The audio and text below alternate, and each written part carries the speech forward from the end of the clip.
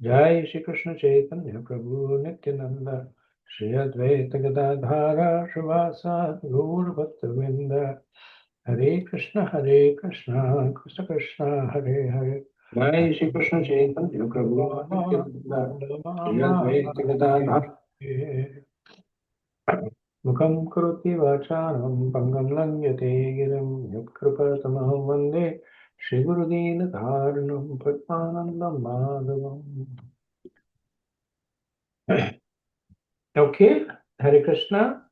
So today we will be completing the 16th chapter. And the next chapter, I misspoke a little bit last time. The next chapter actually is still on Chitraketu Katha. It talks about the cursing of Chitraketu by Maharaj, by Mother Parvati. Okay, so verse 57.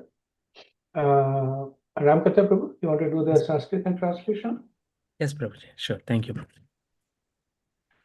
यदेतत् विस्मृतां पुंसो मद्भावं भिन्नमात्मना ततः संसार एतस्य देहाद्देहो मृतेर्मृति. Translation. When a living entity, thinking himself different from me, forgets his spiritual identity of qualitative oneness with me in eternity, knowledge, and bliss, his material conditional life begins. In other words, instead of identifying his interest with mine, he becomes interested in his bodily expansions like his wife, children, and material possessions. In this way, by the influence of his actions, one body comes from another, and after one death, another death takes place. So this is the the instructions by Lord Sankarshan when he gives his personal darshan to King Chitraketu. So King Chitraketu glorifies him and essentially glorifies the path of bhakti. And in response, Lord Sankarshan, he speaks to him more from the platform of Gyan, right? And we understood that not because Gyan is considered superior to bhakti, but mercifully, Lord Sankarshan is speaking about Gyan because it is a supporting anga of bhakti. Whereas bhakti can develop attachment to the Lord, Gyan can help in developing detachment from the material conception. Right? So, even though it is a lower path, it is nevertheless useful if it is dovetailed in the higher path. So, in this verse, Lord Sankarshan says that a person who forgets that his Swarup is different from the Lord is put in the cycle of birth and death. Right? Or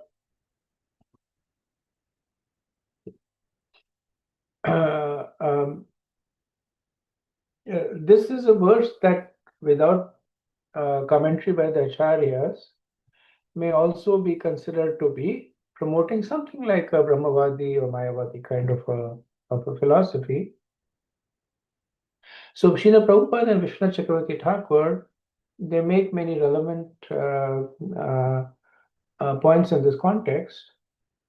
So the jiva, the spirit soul, is amongst the permanent, real, indestructible objects.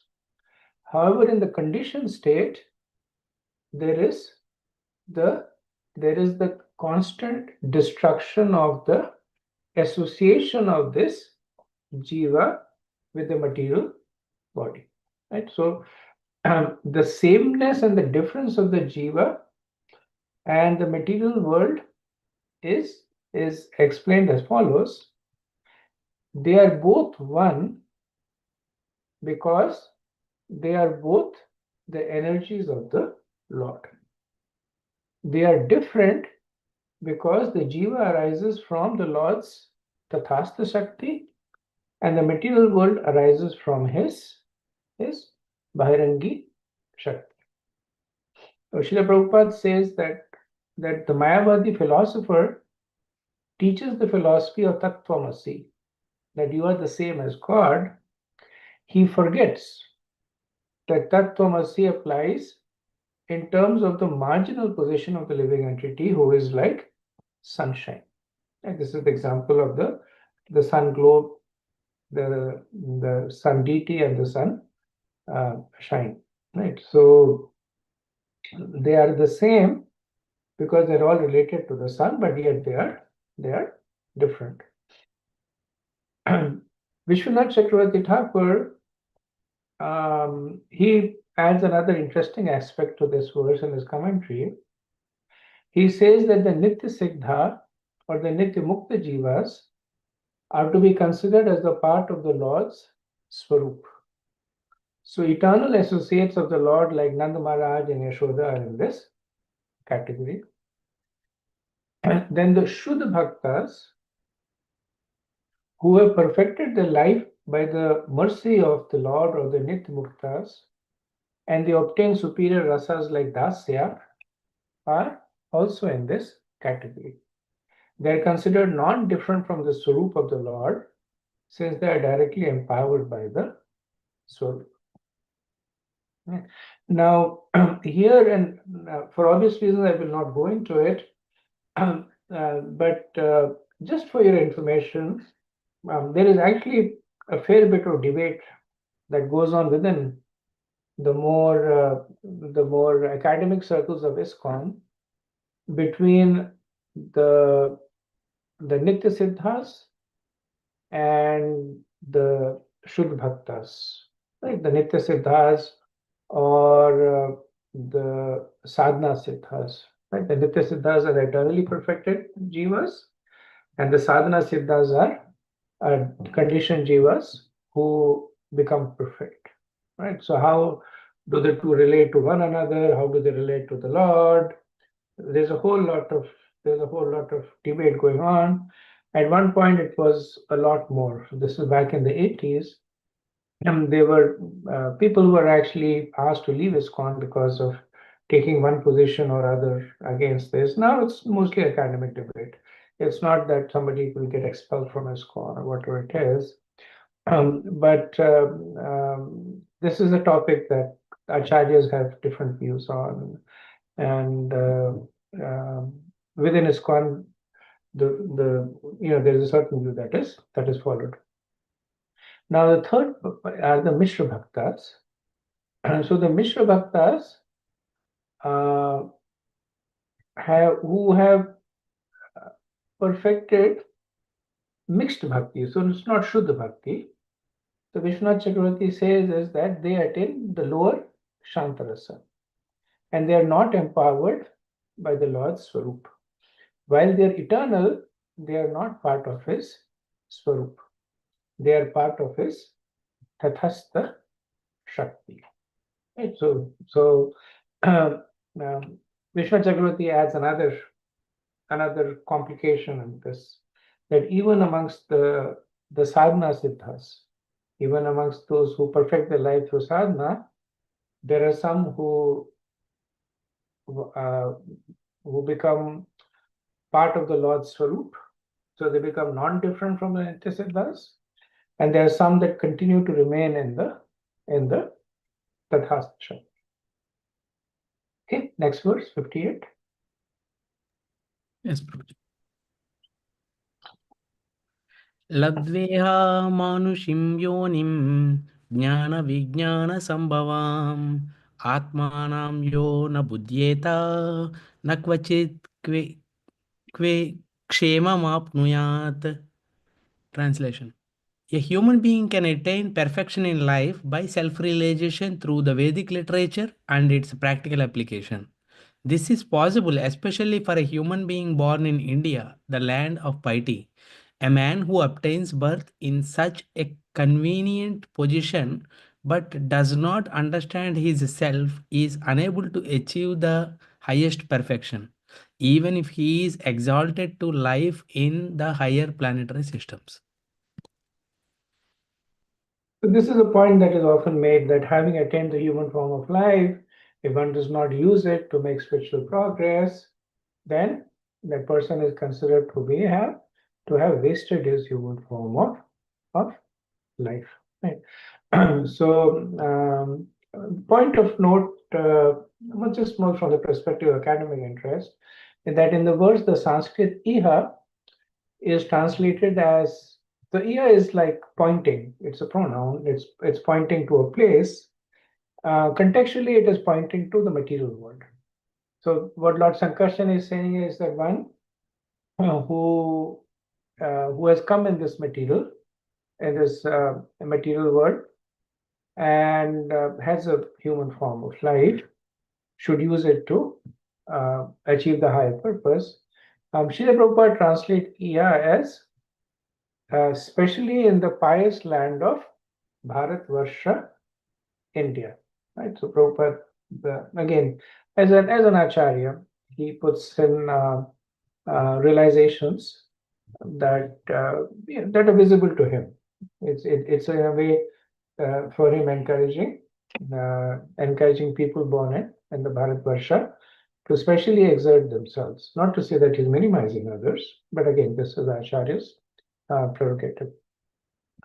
So the Lord in this verse, he says both Jnana Vigyan Sambhavam. Right? So Jnana refers to the knowledge that arises from the study of the scriptures, and Vigyan is the realization obtained by acting on that platform of Gyan.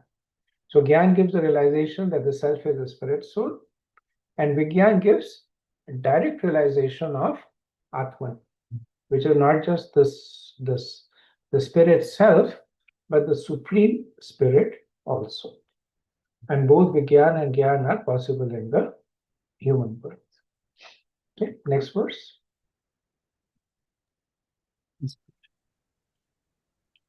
59.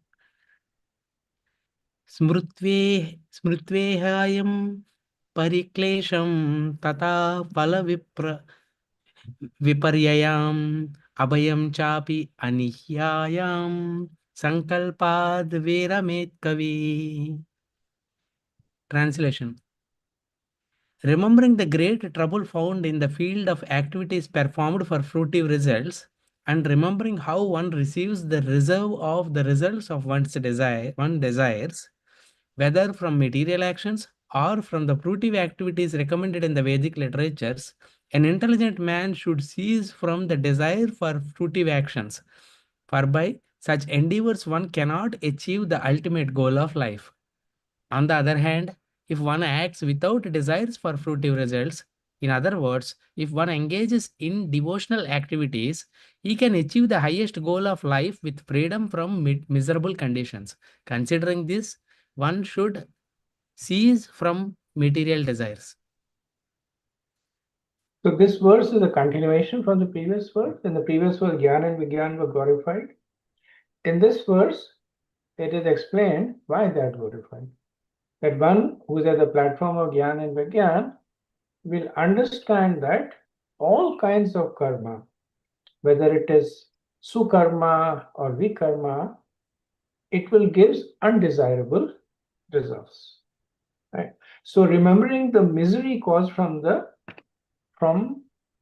actions based on material desires, which are contrary to what the which deliver contrary to what the expectation is. Lord Sankarshan is saying that a wise person, a person on the platform of Gyan Vigyan, should give up determination to enjoy the material world. Okay, next verse. सुखाय दुःखमोक्षाय कुर्वते दम्पती क्रियाः ततो निवृत्तिरप्राप्तिर्दुःखस्य च सुखस्य च. Translation. As husband and wife, a man and woman plan together to attain happiness and decrease unhappiness, working jointly in many ways.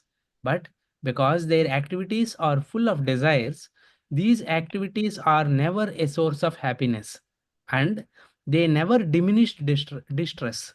On the contrary, they are a cause of great unhappiness. Yeah. So the previous verse talked about how activities based on material desires are causes of distress. So now in 3 verses, the Lord will give an example of how this actually happens. So the most prominent nature of desire in the material world is that between a man and a woman. So he takes that as an example, that he says that Dampati Kriya. Dampati is a husband and a wife. That they come together to satisfy mutual lust, and they're full of desires for the future life that they will build together. Right? So the relationship is based on lust, and the expectation is that there will be a lot of happiness that will come out of it. Right? So this is the premise. Let's see what the next verse says about their plight. 61, 62. एवं विपर्यायं बुद्ध्वा नृणां विज्ञाभिमानिनाम् आत्मनाश्च गतिं सूक्ष्मां स्थानत्रयविलक्षणम् दृष्टा श्रुताभिर्मात्राभिर्निर्मुक्ता स्वेन तेजसा ज्ञानविज्ञानसन्तृप्तो मद्भक्ताः पुरुषो भवेत्. Translation: one should understand that the activities of persons who are proud of their material experience bring only results contradictory to those such persons conceive while awake, sleeping, and deeply sleeping. One should further understand that the spirit soul, although very difficult for the materialist to perceive, is above all these conditions, and by the strength of one's discrimination, one should give up the desire for fruitive results in the present life and in the next. Thus, becoming experienced in transcendental knowledge, one should become my devotee.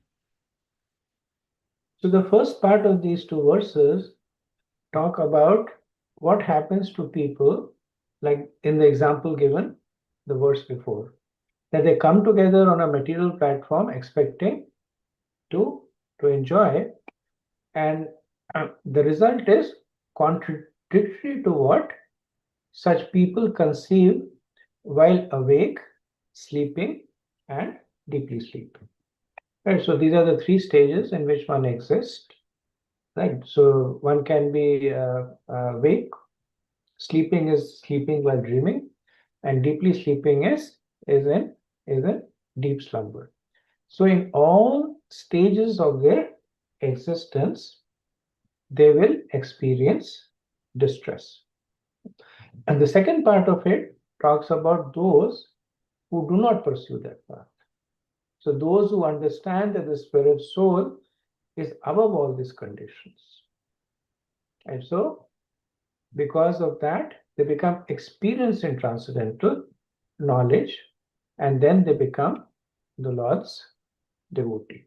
Right? So this is a summary of the Gyan Stuti by Lord Sankarshan, which essentially is talking about severing one's material connections there, right? Bhakti obviously is always there. So um, uh, say Lord Sankarshan says becomes my devotee, or develops attachment for the spirit. So various notions of bhakti, but the main focus is to understand that the material world is a place of suffering. One detaches oneself from this conception, attaches oneself to the spiritual conception, and then makes progress. Okay, next verse. एतावान्येव मनुजैर्योगनैपुण्यबुद्धिभिः स्वार्धः सर्वात्मना ज्ञेयो यत्परात्मैकदर्शनम्. Darshanam. Translation: persons who try to reach the ultimate goal of life must expertly observe the supreme absolute person and the living entity, who are one in quality in their relationship as part and whole. This is the ultimate understanding of life. There is no better truth than this. So this is Sambandha Gyan, right? And which is why Lord Sankarshan is glorifying it, that by progressing on the path of Gyan, when one understands oneself to be the spirit soul, then one progresses and also understands that there is a supreme absolute person, and then that there is a relationship between the two. Right? So uh, the Paratmaika Darshanam, right? This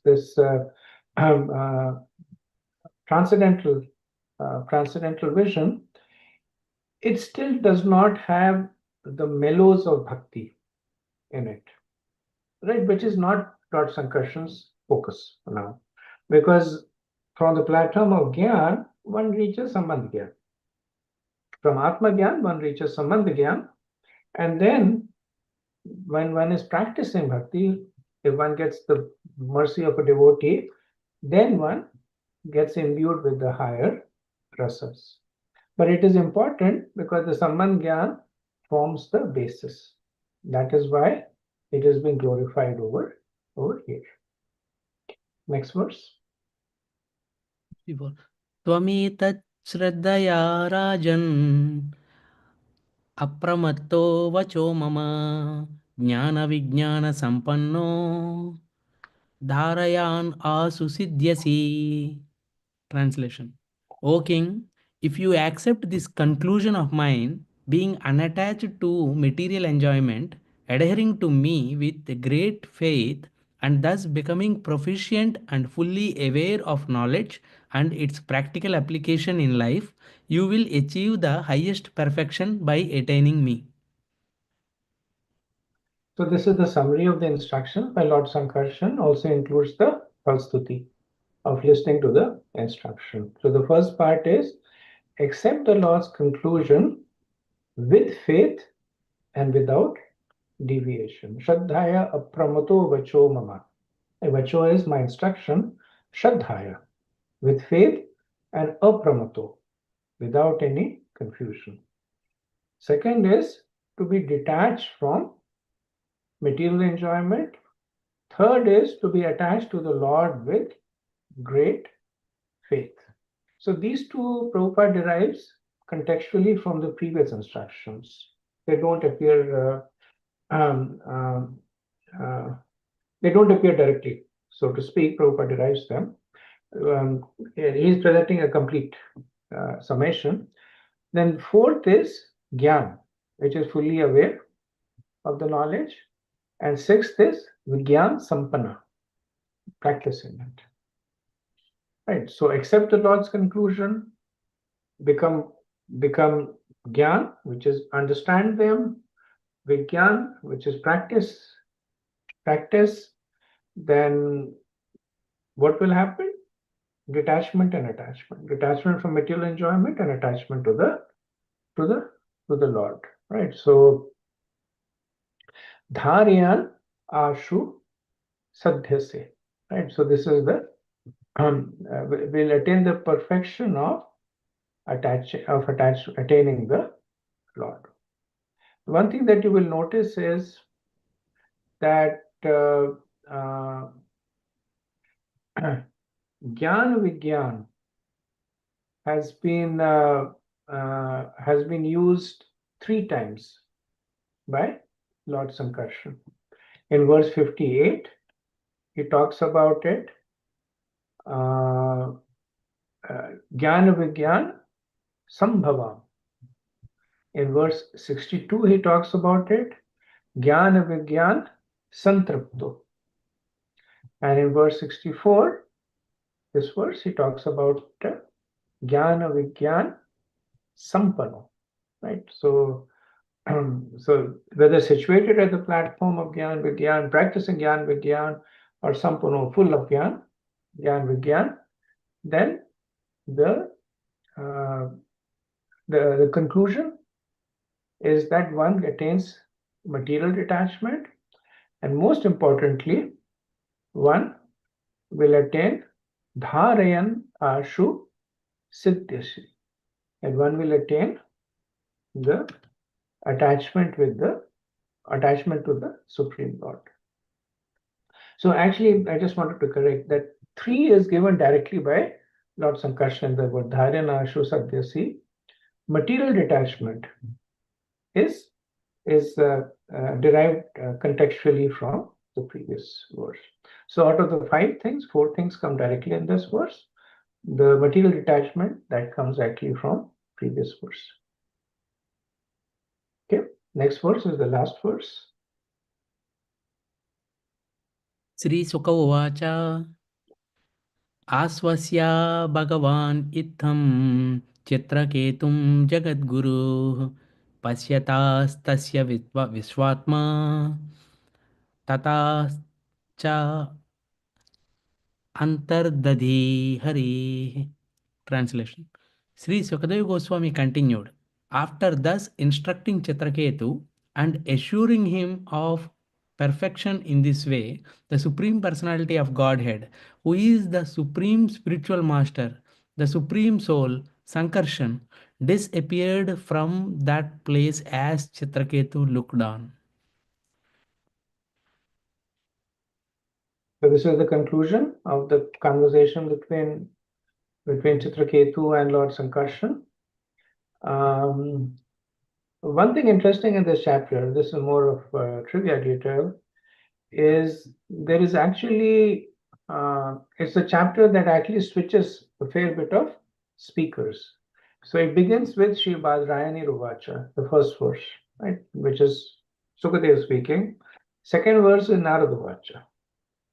Fourth verse is Jiva Vacha, which is the son of the dead son of Chitraketu. Then 34th verse is Chitraketu Vacha. Then 50th verse is Bhagavan Vacha, so Lord Sankarshan speaking. And then 65 is again back to Shuka Vacha. So actually there are six switches in the conversation. Okay, so with this we end the chapter. We can start the 17th chapter, but I'll see if there's any questions on what we discussed so far. Hare Krishna, Prabhu. You mentioned about the Nitya Siddha, the Sadhana Siddhas, and another one, and you talk about the destination also. Can you repeat that, please? The destination of what, Prabhu? The Nitya Siddhas, the Sadhana Siddhas, and Oh, so the Nitya Siddhas are jivas who are in the spiritual world, right? So they are called eternally perfected. And the Nitya Baddhas are the jivas in the material world who are eternally conditioned. And then when the Nitya Baddhas practice devotional service and go back to the spiritual world, they are known as sadhana siddhas. So in the spiritual world, there's a Nitya Siddha and the Sadhana Siddha. Amongst the Sadhana Siddha, Vishwanath Chakravarti says there are 2 categories: the lower rasa, the Shanta rasa, and they're called the Mishra Sadhana, the Mishras Sadhana Siddhas, and then the higher rasas, which are called the Shuddha Sadhana Siddhas.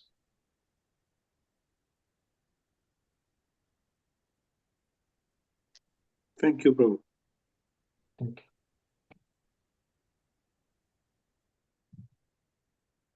Okay, so we'll move to chapter 17. Mother Parvati curses Chitraketu. So 41 verses over here, and essentially this is after Chitraketu gets the benediction of Lord Sankarshan. After a period of time, he commits an offense at the lotus feet of Lord Shiva and is cursed by Parvati, which sets the stage of him appearing a Vritrasur, which is where it all started.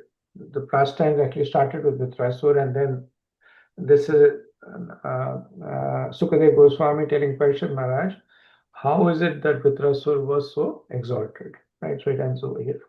So we'll start with verse 1. श्रीसुक उवाच यतश्च अन्तर्हिता अन्तः तस्यै कृत्वा दिशे नमः विद्याधराश्चित्रकेतु चचरा गगने चरा चचारा गगने चरा.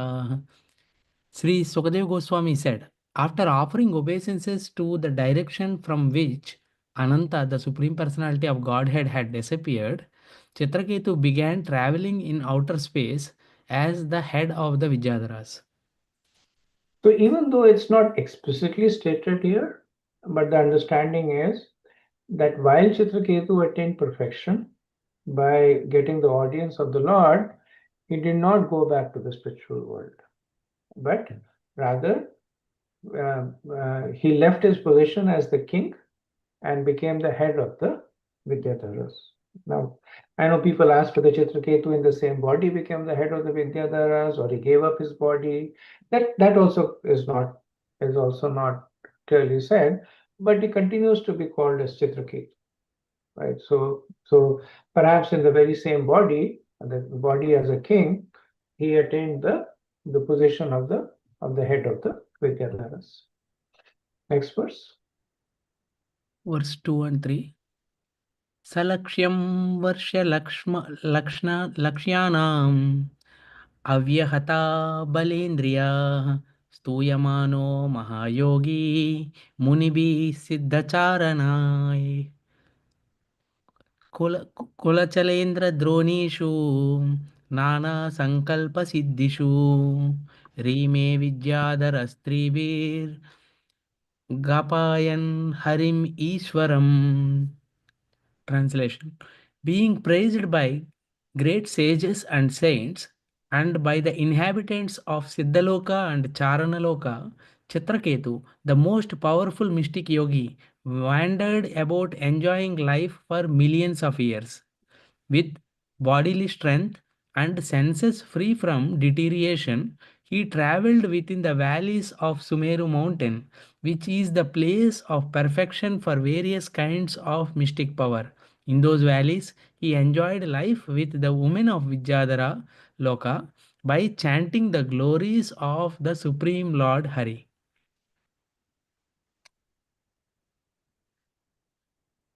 So the glorification of Chitraketu as the head of the Vidyadhara. So as you know that the planet of Vidyadhara is in the Bhuva Loka. So it is above the Bhulok and below the Swargalok. And there it is said that he is being glorified by Siddhas, Charans. So these are all the planets that reside that exist in the Bhuloka. It is also noted that he was enjoying with the women of Vidyadhar Loka. Right. So why are women mentioned? Srila Prabhupada says that Sukdev Goswami mentions this to show the sense control of Chitraketu. And Prabhupada comments that although Chitraketu was surrounded by beautiful women, he did not forget to glorify the Lord by chanting the holy name. So it is there to reflect on his sense control. And this becomes a little bit more relevant because we see that he will criticize Lord Shiva for apparently enjoying with Parvati in the open. Now, in this way, he ruled for millions of years. And so we get a sense of time now that Chitraketu became the head of the Vidyadharas, and for millions of years he traveled in his airplane, right, and glorified by the various uh, uh, residents. So the fall of Chitraketu. So there are two things that devotees are tested for: consistency and humility. If we fail, then consistency suffers. Because so let's assume we take a vrata, that we will read Prabhupada's books for 1 hour every day. Right? Now, the focus is every day. So if we fail on a certain days, then consistency suffers.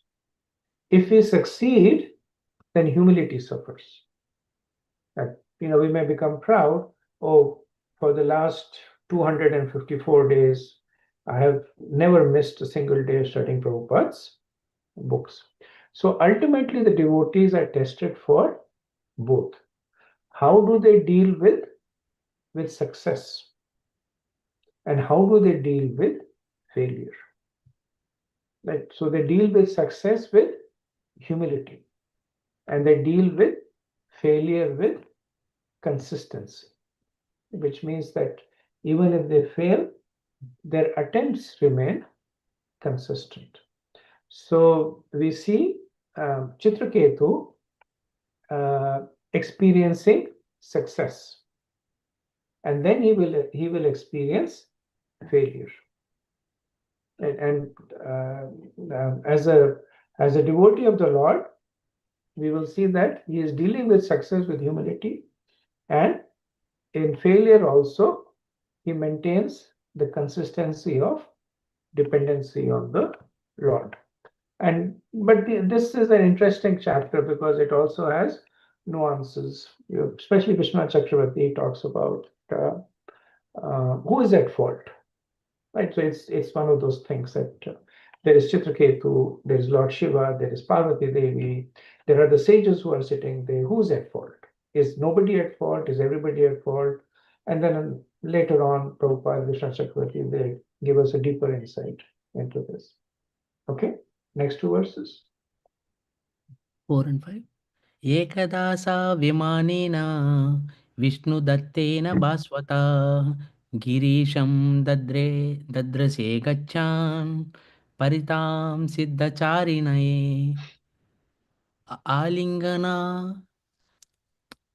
आलिङ्गना अङ्कीकृतां देवीं बहुना मुनिसंसदि उवाचा देव्यः शृण्वत्या तदंतिके. Translation. One time, while King Chitraketu was traveling in outer space on a brilliantly effulgent airplane given to him by Lord Vishnu, he saw Lord Shiva surrounded by Siddhas and Charanas. Lord Shiva was sitting in an assembly of great saintly persons and embracing Parvati on his lap with his arm. Chitraketu laughed loudly and spoke within the hearing of Parvati. So this is setting the stage. And Prabhupada and Vishwanath Chakravarti Thakur, they kind of, spoiler alert, so they kind of solve the mystery up front. For us, who's at fault? Chitraketu for laughing at Lord Shiva, Lord Shiva for sitting in a public space with Parvati, Parvati Devi for becoming angry at Chitraketu, or the sages for silently witnessing it. And Prabhupada quotes Mr. Chakravarti's hardcore that nobody is at fault. Right? Because these are all the transcendental pastimes of the Lord. So Prabhupada says that the Lord wanted to bring Chitraketu to Vaikuntha Loka. So, according to his plan, Chitraketu was cursed by Parvati to become Vritrasur, so that in his next life he could be killed and quickly come back to Godhead. Right? And Prabhupada says there are many instances in which a devotee acting as a demon has been brought to the kingdom of the Lord by the mercy of the Lord. Right? Classic cases, the 6 incarnations of Jaya Vijay. And Prabhupada says that for Parvati to be embraced by Lord Shiva was natural in a relationship between a husband and wife. There was nothing extraordinary for Chitraketu to see. Chitraketu laughed loudly to see Lord Shiva in that situation, even though he should not have done so. Thus, he was eventually cursed, and this curse was the cause of returning back to Godhead. So now, even though nobody is at fault, the faults are still identified by the acharyas.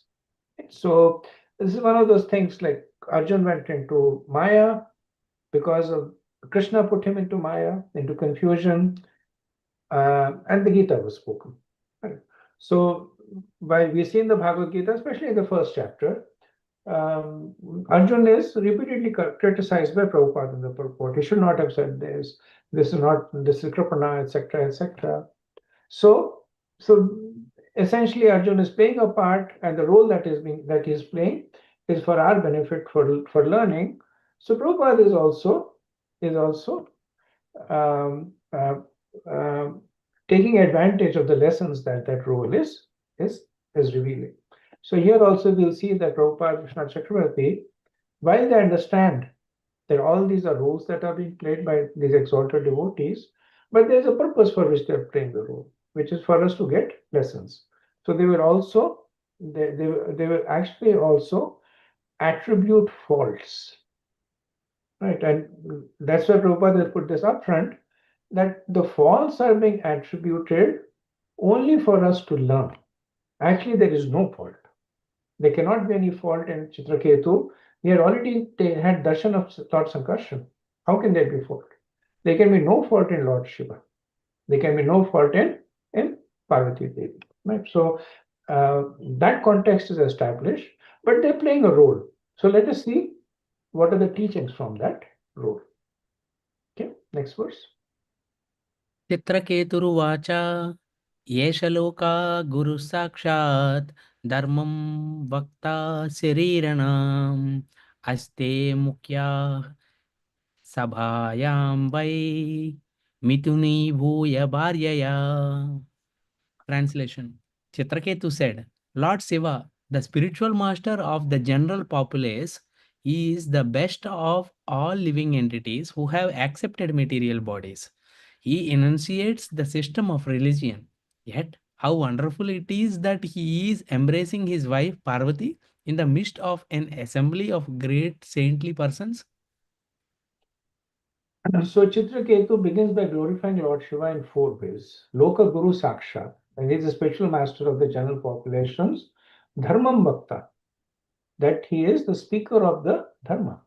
And he is one of the 12 persons who perfectly understand the principles of Dharma. That Sharira Namaste Mukhya, that of the embodied fields, be a person, Sharira Nam Mukhya, he is the primary, right? He is Deva Deva, right? He is worshipped by the demigods. And then Aste Mukha Sabhayam Vai. So he is the master of the assembly of learned persons. And at that time, actually, he was sitting surrounded by many sages and exalted personalities. Right. So four glorifications and one criticism. He says, Mithuni Bhuya Bharyaya, that he is embracing his wife. Right. So Bharyaya is the Sanskrit, one of the Sanskrit words for wife, and Mithuni Bhuya. So it's translated as embracing. Mithuni Bhuya. Mithun actually means Maithunya. It has connotation of it has a connotation of lust. It has a connotation of sexual desires. So Mithuni Bhuya Bharya, that he's proper translates it as embracing, because it kind of captures that the what is Chitraketu is trying to say. So four glorifications and one mild criticism, which is mostly an actual observation. That yes, Lord Shiva was sitting with Parvati Devi on his lap, so he's just stating that. Next verse. जटाधारस्तीव्रतपा ब्रह्मवादी सभापति अंकिकृत्या स्त्रियां काष्ठे Gata Hri Prakruto Yada. Translation: Lord Shiva, whose hair is matted on his head, has certainly undergone great austerities and penances. Indeed, he is the president in the assembly of strict followers of Vedic principles. Nonetheless, he is seated with his wife on his lap in the midst of saintly persons and is embracing her as if he were a shameless, ordinary human being. Okay, so so in the previous verse, there were 4 glorifications. In this, there are 3 more glorifications. So Jatadharas, so matted hair, right? Matted hair in itself is not a glorification, but um, uh, it is an indication of the material detachment of Lord Shiva. That's why it is a glorification. Tivratapa, that he is one who performs fierce austerities. Then Brahmavadi Sabapati, that is considered Brahmavadi are those who follow the Vedic principle. Sabapati means in anywhere there is a collection of Brahmavadis, Pati, he is the head of it. Then previously there was 1 criticism, Mithuni Bhuya Bharya, now he has added 3 more criticism. He says, Ankritya Striyam Chaste, that which is repeating the same point he made. Ankrita Striyam Chaste means that he's embracing Striyam. Initially he was saying Bharya, he was saying he's embracing his wife. Now he's saying he's embracing Striyam, he is embracing a woman. Then he says Gatahrihi, without shame, shamelessly. And Prakratyatha, just like a conditioned person. Right? So in the purport, Prabhupada says that Chitraketu appreciated the exalted position of Lord Shiva. Therefore, he remarks how wonderful it was that Lord Shiva was acting like an ordinary human being. He appreciated Lord Shiva's position, but when he saw Lord Shiva sitting in the midst of saintly persons and acting like a shameless, ordinary man, he was astonished. Vishwanath Chakravarti Thakur remarks that although Chitraketu criticized Lord Shiva, he did not offend Lord Shiva like Daksha. Daksha considered Lord Shiva insignificant, but Chitraketu expressed his wonder at Lord Shiva being situated in that way. Right? So this is an important understanding of Vaishnava Prabhu. So when Daksha criticized Lord Shiva, it ultimately led to Lord Shiva cutting Daksha's head off. Like when Daksha first criticized Lord Shiva, then Lord Shiva left the assembly and went away. Right. So um, uh, when Daksha was criticizing Lord Shiva, his heart was full of malice. Right. And he was completely on that platform criticizing Lord Shiva over and over again. So he was first criticizing by thought. When he saw Lord Shiva was not standing up, he became angry. Then he criticized by words, by saying all the things, and then he criticized by action, which led to the death of Sati. Right. So these are the 3 kinds of offenses that Daksha did. However, Chitraketu, what he did is not considered as a Vaishnava Aparadh. If it was a Vaishnava Aparadh, Lord Shiva would have taken offense at it. Or if Lord Shiva had not taken offense, then Lord Sankarshan would have taken offense. And Chitraketu would never have returned back to God, even though it was in the next life. But nevertheless, he returned back to Godhead. So the preface of the glorification of Lord Shiva by Chitraketu establishes the context of the apparent criticism by Chitraketu. Right? We can understand the preface in 2 ways. One, look how great Lord Shiva is. He is sitting with saintly people. He is discussing spiritual topics, but he is completely unaffected by the close embrace of Parvati Devi, who is extremely beautiful. So Chitraketu is saying, look how my Lord Shiva is completely keeping the Lord's illusory energy so close to him, but still not being influenced by her. So look at her powers. Look at his powers. That Maya Devi is sitting on his lap. But what is Lord Shiva doing? He is doing Krishna Katha.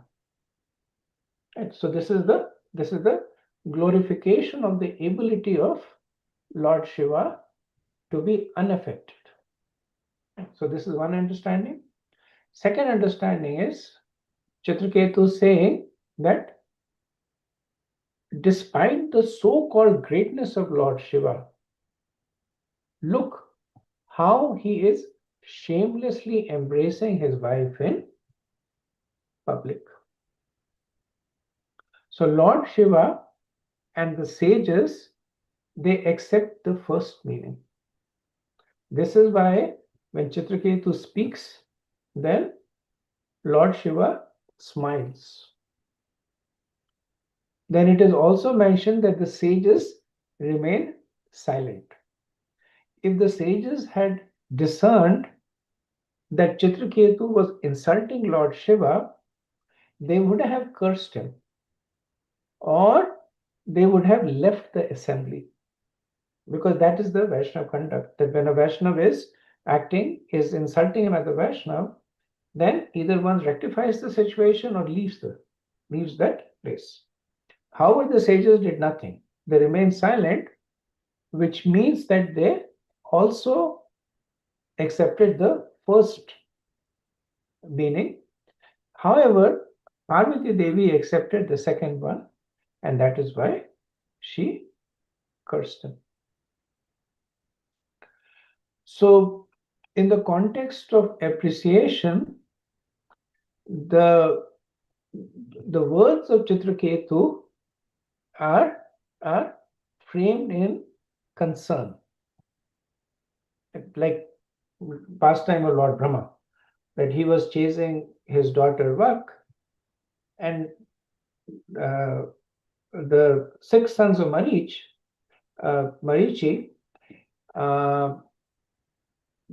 they were laughing at him, and so they fell.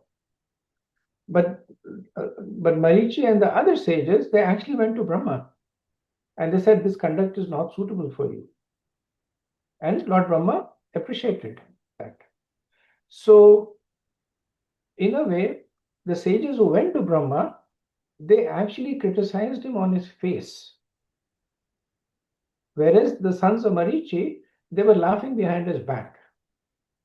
But the intent is what matters over here. The sages were criticizing Lord Brahma out of concern. And of course, they also do it with a lot of respect. And so, but the driving force was concern.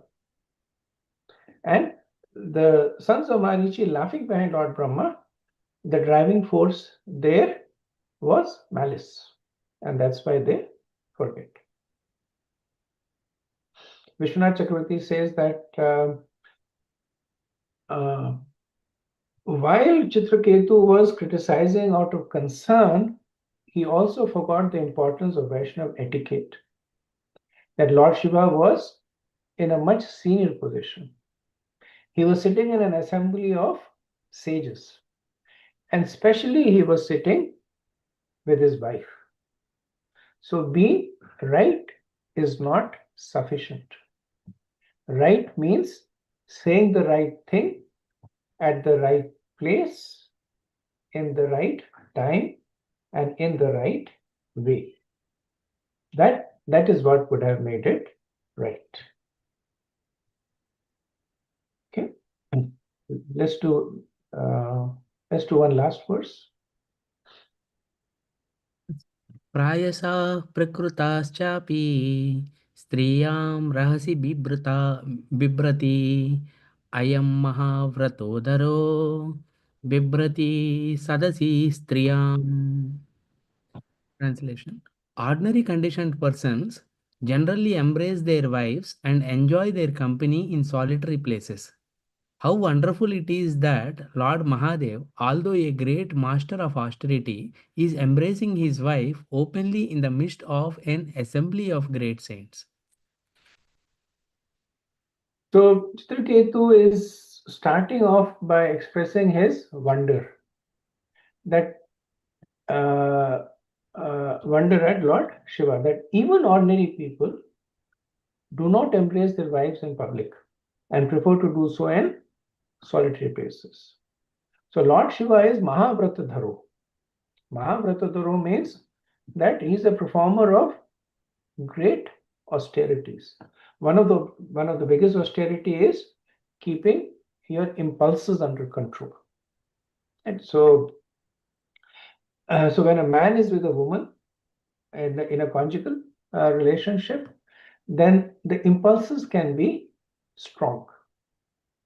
And especially if the person is not trained, they can manifest in public setting also, right? So Chitraketu is saying, but Lord Shiva is not like that. He is Mahavrata thorough, that he has performed severe austerities. Now, one way of understanding this verse is that he is saying that because Lord Shiva is Mahavratadharo, only he can embrace his wife in public and remain completely unagitated. That is the inconceivable power of Lord Shiva. Right? So, the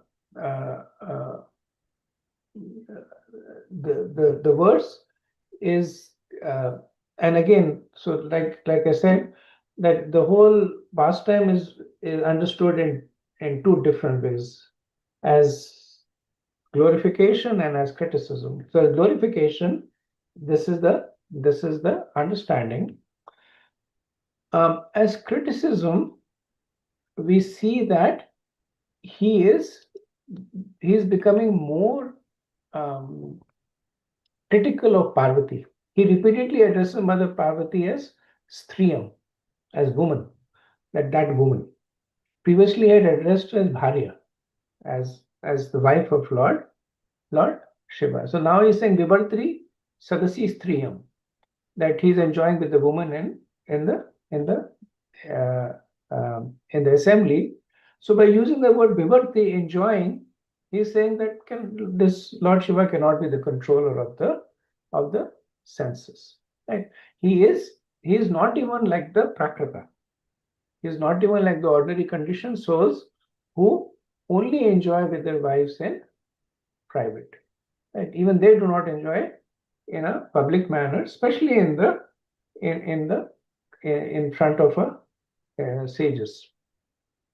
So, in the context of Mahavratadharo, it is what is known as the Mahavratadharo is that, look, this is the Mahavratadharo.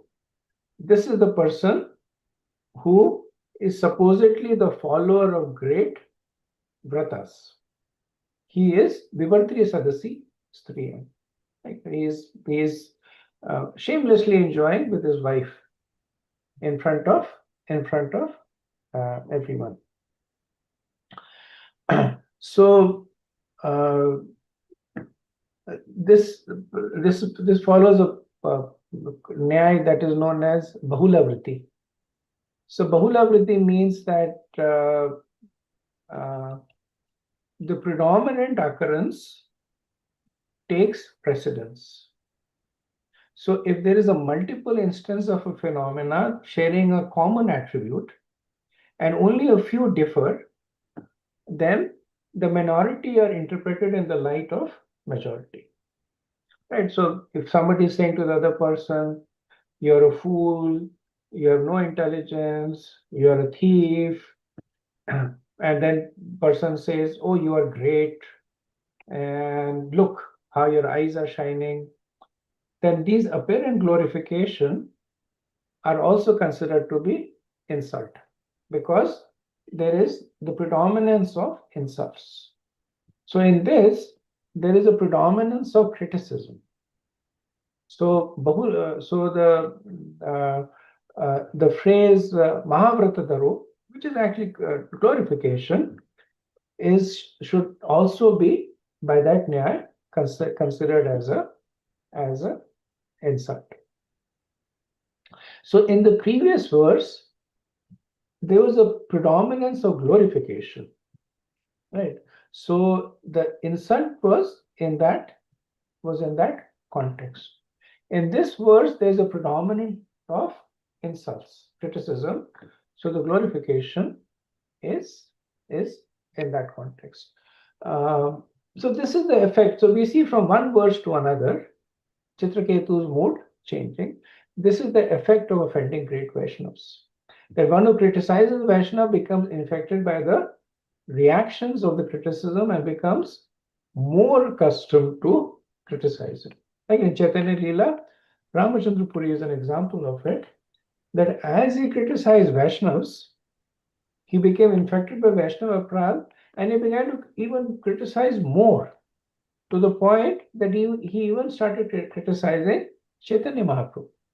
And this is the effect of Vaishnava Pral. So sometimes people say, how do I know that I've committed Vaishnava Pral? This is an explicit symptom of it. That if one finds oneself becoming more and more accustomed to criticizing Vaishnavas, that means it is a disease that is spreading. Okay, so we will stop here. I know I'm a little bit over time, but I wanted to complete this section. Any discussions? Only one point, Prabhu. The last verse which we talk. Is it like this suggests that the dharma is very like of divine interaction, where Chitraketu, his intent seemed to be awe, not anything in his heart like malice, right? But will this intent have any of the doesn't matter, like as a sadhaka we should be worried about how we interact, with what wisdom we interact, and with what situational awareness is required. Even then the intent is proper. That actually is one of the takeaways from this, that just good intent is not good enough. Yeah. Right? Because Chitraketu, and we'll see that later on, Chitraketu had different thoughts going on in his mind. One is, look how great Lord Shiva is. He has this beautiful wife, but he's doing Krishna Katha, right? Second is, I can appreciate the greatness of Lord Shiva because I know how great he is. But when common people see him like that, they may become bewildered by it. So let me protect my friend Lord Shiva, because Chitraketu had a Sakhyaras with Lord Shiva. They were friends with one another. So he was like, let me protect my Lord, even though the Lord Shiva is a superior position. So that was another intent. But ultimately he was cursed because Kal Desh and Patra. Good intentions are not good enough. Right? He should not have spoken in this way to Lord Shiva, who is a much more exalted personality than he is. Should not have criticized him in public. Should not have criticized him in front of his wife. Okay?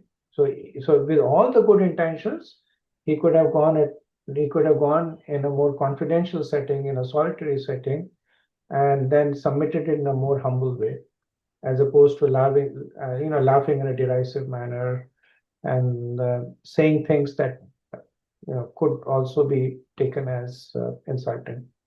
So, so when dealing with other Vaishnavas, sometimes we think that, well, in my heart, I know, right?